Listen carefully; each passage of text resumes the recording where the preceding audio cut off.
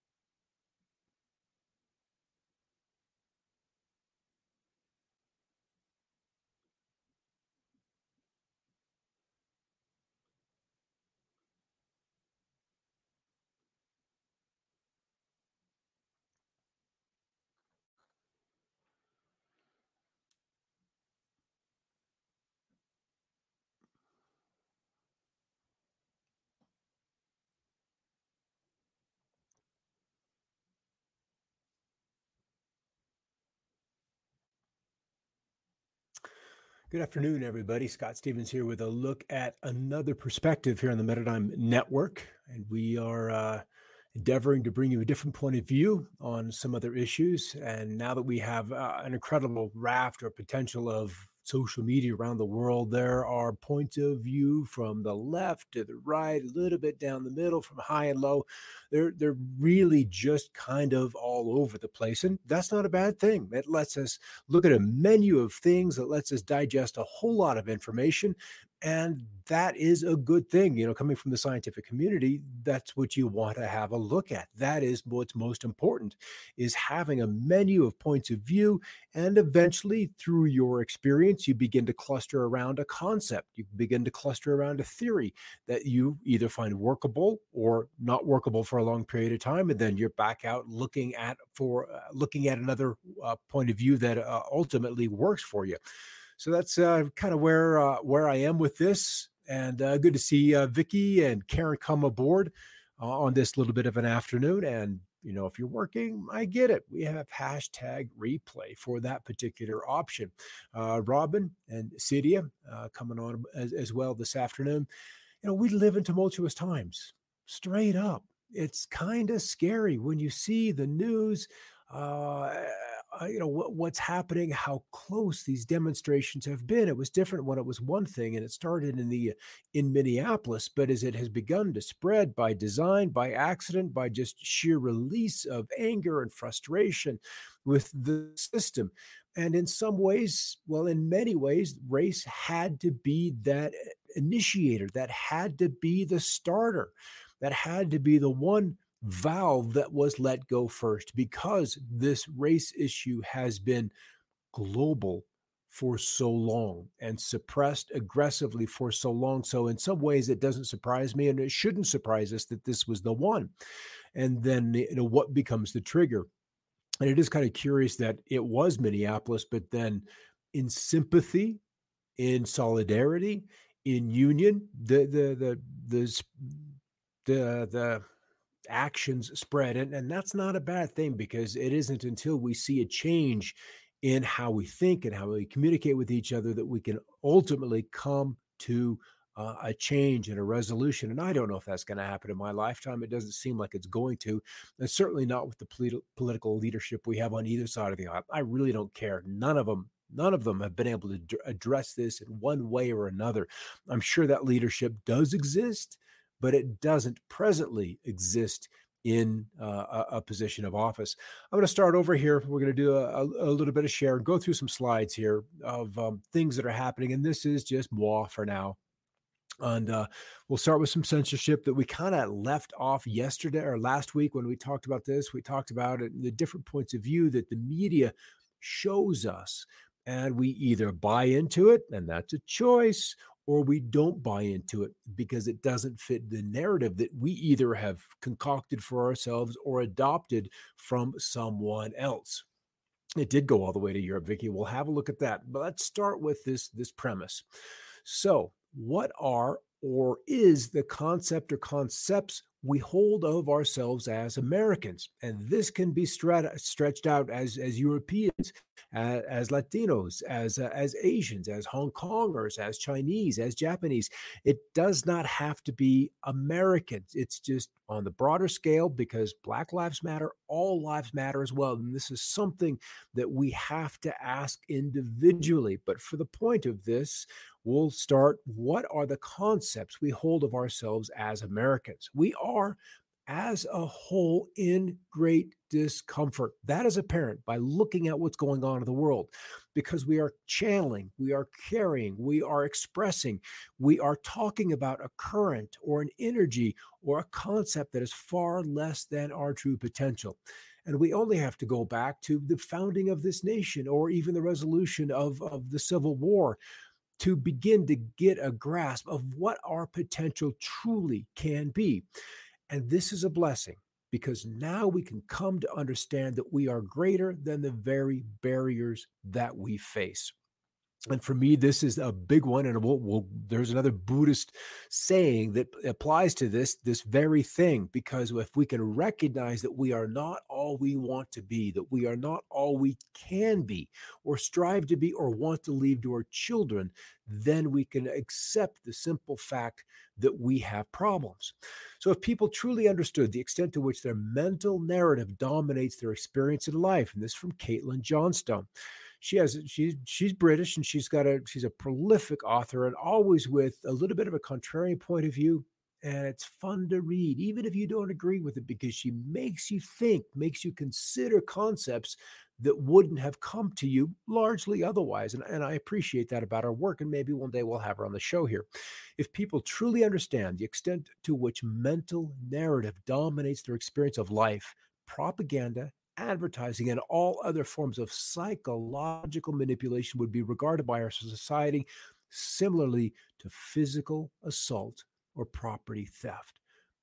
So, what she's doing is reminding you of the situation that your psychological identity, that your thoughts, how you feel about things are your own. And if you surrender that to an outside point of view, it's an assault or it is a theft. And that to me is a huge wake up call to realize that you have to maintain your identity. You have to not necessarily hold on to these concepts of yourself so strongly that they can't be changed. Because if you can't say at some point in your life, I was wrong about that. I see that now. I recognize that now. I was wrong.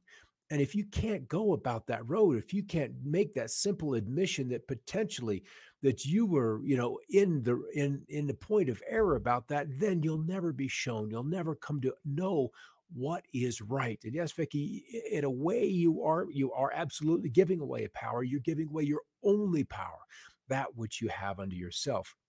So, at what point? How do we think about, or what is our concept of ourselves when we see images like this? When we see the peaceful protests become violent protests, which then become resisting, which has happened, for a couple of years now, to simply outright theft and looting. Where is that line? Where is that boundary, which is legal protesting to outright destruction of private property? It becomes this kind of scary barrier that we willingly jump across, and some aggressively go there. They'll jump in the car and like, we're going to go rioting. Do you want to join me? And that doesn't bring the memory of the loss of the people protest. That loss for George is then gone because there is another agenda at play. So we have the kind of wanton destruction, and then we have this, where protesters surround Lexington, Kentucky, I believe it was, Metro police officer in front of Barrios on Thursday, May 28th. The protest organizers surrounded the officer and joined arms to make sure that the crowd did not touch him. So there is still, despite what the news media would like to have out there, good in us. And I believe we inherently default to truth. We have at our core a beautiful part of us that the political agenda, that the mental narrative, it is constantly through media, through music, through movies, through news, is there to take from us, to hide from us. And so these men are protecting that officer that at this time, there he is back there, was separated from his team and was obviously going to be grossly outnumbered and in danger. And if you go looking for wanton destruction and acts of violence against officers, acts of violence against others, you'll find them. They're there because you're going to see, look for, and find those kind of experiences. But if you want to see the beauty of humanity, that is there as well.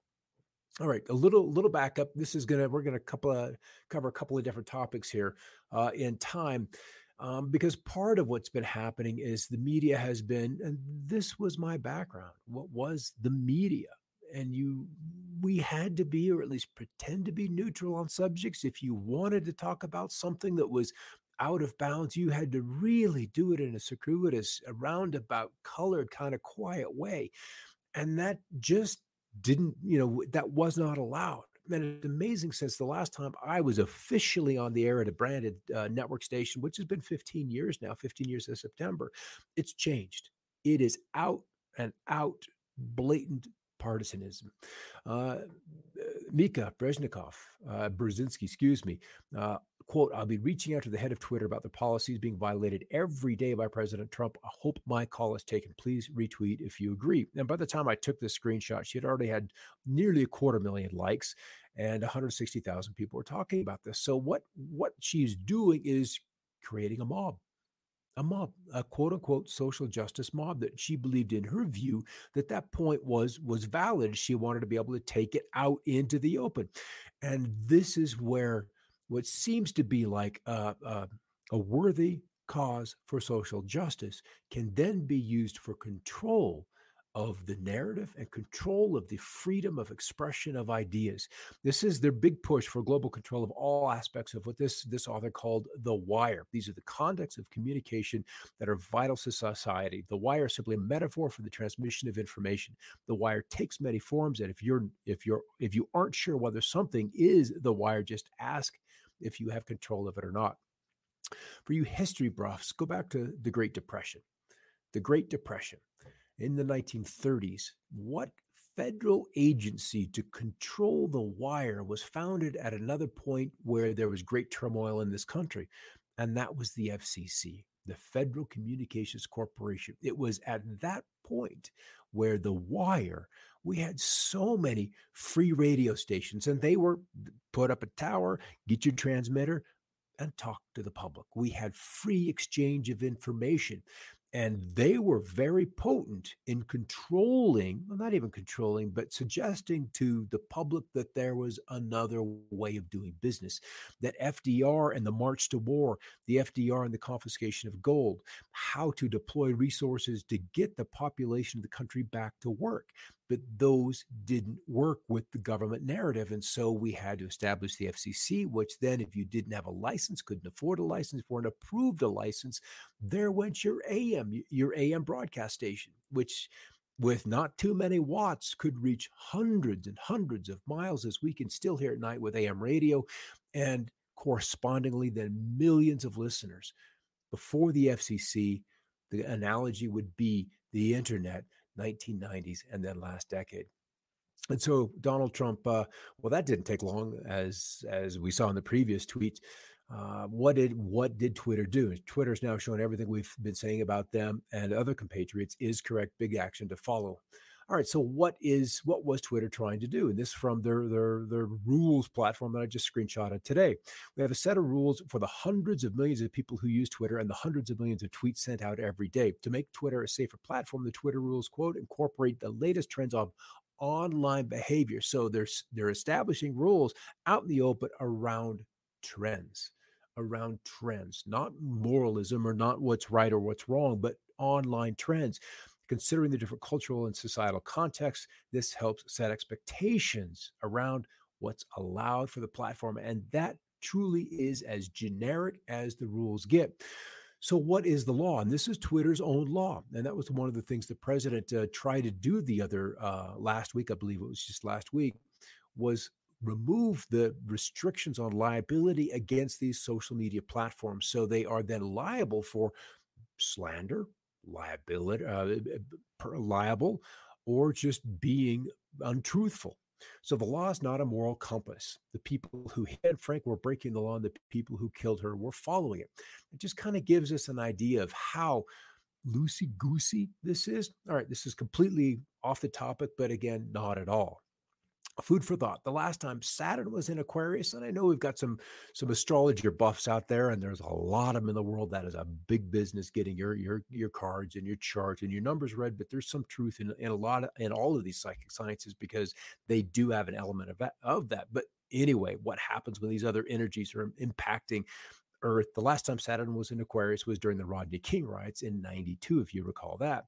The last time Pluto was in Capricorn was during the American Revolution, so that's a much larger cycle. And then Neptune was in Pisces when Rome fell. We have all three right now. So as we saw these riots break out, the better part of actually just a bit more than a week ago now, Minnesota Governor Tom Walz summed up the current chaos erupting nationwide perfectly. This is absolutely no longer about George Floyd or addressing inequities anymore.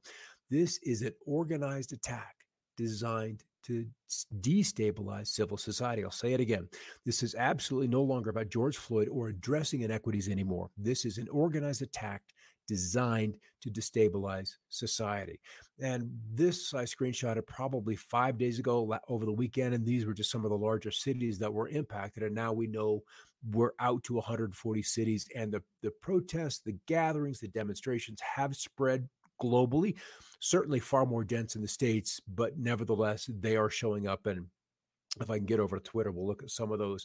So the question is, who's behind it? What's behind it? Why the organization? And there's so much in this that I have honestly left out, because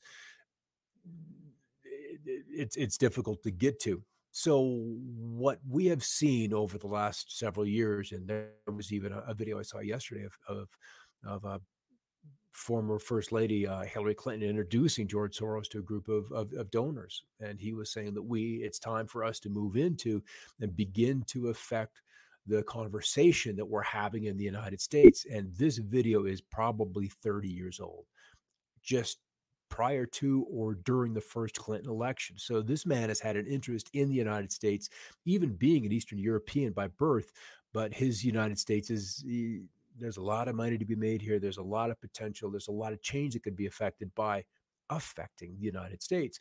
So by quote, September of 14, I'm going to bring down the United States by funding Black hate groups. We'll put them in a mental trap and make them blame white people. The Black community is the easiest to manipulate. Emotions are a very powerful tool. And once you can corrupt those emotions, bring in the lower ones of fear, of hate, of anxiety, of poverty, then you can begin to shape a narrative through the media if you hit them with that over and over and over and over again. So Friends of Democracy, you can Google it up. And these papers are 5 years old now. And I believe that wasn't Rodney King, that was LA in 92. But they had another period of social unrest in the Baltimore area. And this group, which is funded directly by Jonathan Soros's, George Soros's grandson, this is now his baby, as George is handing this down to the next generation to ensure that his legacy, that his agenda crosses the generation. So what we have here, and you'll be able to pause the video and look at some of these, is how organized these organizations to sow chaos, to sow discord, to sow damage, to sow pain inside of the communities that are asking for redress for the inequities, for the hate, for the biases that have been against them for so long. And so it's like you're using this Black Lives Matter movement against itself. They're in the mental trap. And they're right for wanting to protest, but then you have these other agitators that are paid for by contract to go ahead. So the primary concern is agitation of local civilian population, escalation of civilian unrest in the Baltimore, Washington area, and provocation of the hostile law enforcement and Baltimore, Washington officials. Secondary goal, escalation of law enforcement deployment in the Baltimore, Washington area, galvanization of friendly and usefully allied organizations. The enemy of my friend. So it goes. Then the creation of an environment where organic conflict can go. So if we have a population that is feeling or is simply repressed for generations, this organic conflict is ready to sprout. All it needs is the water. All it needs is the fuel. All it needs is the excuse to then show up. So the tertiary designs where the recruitment and up to the discretion of the agitators, the seeding of other organic actions in other locations throughout the United States, hoping that what they foster, what they nurture in Baltimore in terms of violence and uprising, then can go out into communities that are all ready to sprout into violence. Then their ideal solution, their ideal desired end is civil unrest that leads to the deployment of martial law like policies for Baltimore, Washington, creating a feedback loop. And with that, additional action opportunities will arise. So that lets you know that this man with his 30 plus off billion dollars has a way to get about it. And you do that by controlling the narrative. And if you can turn these against the president either way, and you can use what is Orwell we talked about last week, is this perpetual doublespeak, that we say one thing when we really mean another, and then tomorrow we'll turn those words right around, use it against the target, whatever that target is, whether it's the population that's in uprising, whether it's the agitators, whether it's the victims. The victims are always turned into the perpetrators. That's just kind of how it works. So on the media, this was found this earlier this week. How many of you back in 2012 saw the movie World War Z? I'm always, for some unknown reason, maybe it was just the time of society that we're born into, fascinated by these disaster movies, fascinated by not so much zombie movies, but war movies where the end of civilization is laid out for you. It's a pandemic. It's an infection. It's 2012. There is some big civilization changing event, and they'll pack the theaters for weeks to go see that disaster movie. It's like we come into these lives pre-programmed to see this kind of disaster. Yeah, Robert, World War Z, it's an infection. It's truly like a world war full of zombies. And this end scene, or one of the end scenes in where they go to Jerusalem, where they think it's a safe place because they've built this wall around Israel to keep the Palestinians and to keep the other non-Jews out. Then that's kind of where the final scene goes, and Brad Pitt has a heroic scene there. So what happened was MSNBC literally used video from the movie and then showed it as breaking news across Los Angeles. Well, it's not like we're dumb. And so somebody found the trailer on World War Z on YouTube. There it is. There's the time in, right this far into the movie, and there's the exact same shot. So there is this aggressive move to keep us, outside of where we need to be looking. So if we can make it look like the city's on fire, then maybe ultimately it'll become on fire. We'll help that along because that fits the agenda of bringing down whatever story they want to have unfold. Martin Luther King, returning violence for violence multiplies violence, adding a deeper darkness to the night already devoid of stars. Hate cannot drive out hate. Only love can do that. And that's why I showed at the top of the show some of the examples of love and looking out for one another, because those acts of love are what we like to term first cause. They're not a reactionary one. They come from inside. They come from that part of you which is and always will be most powerful, that source of love, that heart, that soul part of you. And it's inside all of us. And it recognizes it. It sympathizes with it. It wants to resonate with it just by default because of who and how we're made. And so that is going to be the easiest place and yet the most difficult place for us to go and to find during all of this. Now, during these events, it was kind of crazy because last weekend was full of chaos, but yet we had SpaceX and NASA finally returning man to space. And it was exciting to watch this happen Saturday afternoon as two astronauts went aloft, a successful launch, even after SpaceX had that epic explosion at Cape Canaveral the day before as they were doing some pressure testing with fuel of a different kind of craft. But then this guy, we were trying to get Americans back into space. The previous administration had literally shut down the space program, so we were going to be wholly dependent on the Russians to get us to space, or probably eventually the Chinese. I think that was probably the longer term goal, is that we would have been dependent on the Chinese to get anything we wanted into space outside of the satellite and certainly military cargo. That would have been held by United Launch Alliance between Lockheed Martin and Boeing. But nevertheless, we've got some private enterprise or not, we're there. We have the ability to put mankind into space, and to me, that is important. All right. There's a universal law that states, whatever you believe yourself to be, you become.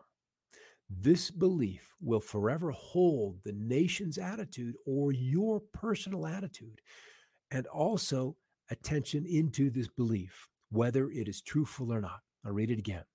There is a universal law that states, whatever you believe yourself to be, you become. This belief will forever hold the nation's attitude and also attention into this belief, whether it is truthful or not. So this is where we come back to our own power, our own beliefs, and not to be told again and again that you're racist, even though some are out there, that you're poor, because that can be changed. So remember, what you choose to identify with, you will identify with until you choose to change your mind. All right, back to Caitlin for another tip. Life pro tip. If you find yourself cheering for the same people's uprising in a foreign nation that the United States State Department is also loudly cheering for, it's because you've been propagandized. Please revise your media consumption habits and critical thinking skills accordingly. All right, so we're identifying with what we've been told. So we're identifying with something that has been shared with us rather than something we have deduced and come to a conclusion on our own. You are free to think. Well, let's just read it and then we'll talk about it. You are free as long as we control your resources, as long as we control your education, as long as we control your currency. One day we'll have a talk about Bitcoin and digital assets and how important they're going to be probably in the relatively near future. You're free as long as we control your internet. You're as free as long as we control your military. You're as free as long as we control your justice, and free as long as we control your land. And I would look at land as probably taxation. That little bugger called taxation, where if you kind of miss that because of whatever reason, then your land is no longer yours. Yes, Vicky, we do become what we think about. And Robin, an epic explosion. It could have been a deal breaker. In fact, if I was an astronaut going on to probably the following flight, I'd have been just a little nervous about getting on that craft. I think anytime you get on that kind of a fuel thing, you've got to have pause. You've got to be a very, very brave person to go through that route. All right, there's a Buddhist saying, first there's a mountain, then there isn't, and then there is. Think about it. So you see the problem. You see something that seems to be insurmountable. You're on a hike and you've got this 8,000 foot peak right there, and you've got a bag of water, you've got some snacks, but still bloody ahead of you, there's this mountain. And then you see the path. You see that, there's the walkway over there, and there it is. There's the zigzags, and then there's over the crest of the hill to the summit. So that's then there isn't, because you see the means of accomplishment. You see how you're going to get to the goal. And then there is, and that's taking the first step. So we recognize the mountain we have to cross. You see the way across, and then you begin the journey. And that's where we are. We see all the problems that are out there, and the way through it has to be with love. There's no other tool that can bring us together. There's nothing as powerful as that. And we've got to slow down and restrain the consumption of that propaganda. There's no other way to get your thoughts back, to get your own mind back, to get your own emotions back. There's no other way to do it but to turn the thing off and begin to be whole again with yourself. So one of our presidents has left us with a job. And John F. Kennedy probably, I didn't get to live through that presidency. I came aboard on this planet just after. And I really wonder how many of us wouldn't have had to come here had this man, had this family been able to do what it was likely sent here to do. He said, one day after I'm long gone, you will remember me and say we should have stopped the nuclear program of Israel, abolished the Federal Reserve, and kicked all secret societies, occultists, and usurpers and Zionists out of our wonderful country to keep it that way. It is never too late. Just remember that. He said so many things that were very, very powerful. All right. So something else I came up on a walk the other day was that we imagine with our desires. What do you desire? What are you looking for? What do you want to see on the news? What do you want to see in your spouse's eyes? What do you want to see your friends bring to you? And we imagine these things before they happen. And as we imagine and power it with emotion, we begin to create that creation.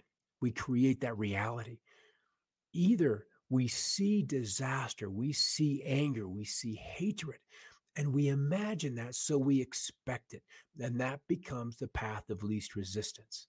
It's very easy to walk down that journey when you've already created it with your imagination. So then the last one,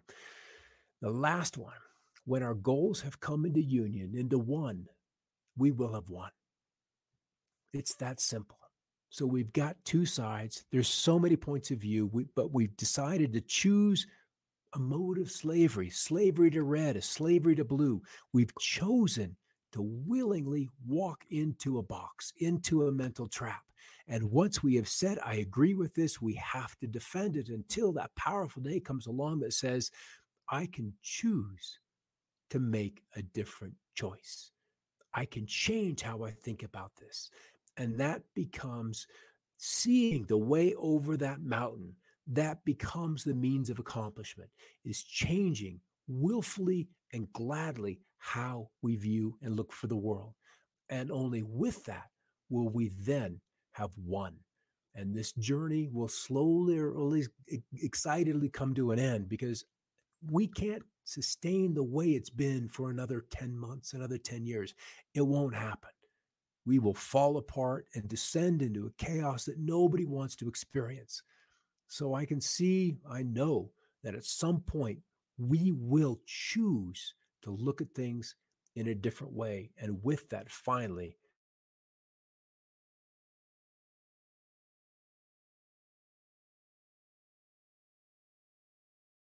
I think we'll do another one of these coming up on Monday, same place, same time, and hopefully almost just as fun. Well, or a little more fun. I was a little nervous about going into this, like, what are we going to talk about?